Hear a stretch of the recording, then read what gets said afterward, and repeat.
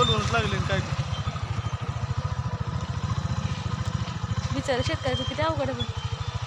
ऊस सोडायला ऊस सोडून टाकायला होय टाकेल ते खरं पण पेटलं नुकसान ते सरतच नुकसान. चालले आणि काय इथं मध्य भागातच झालं ना ते सगळं.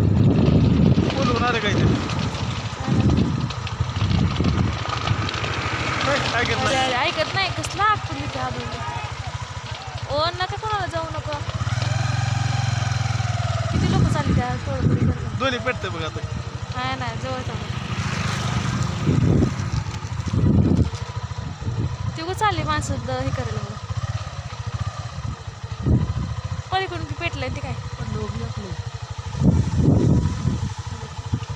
हिनं काढलं म्हटलं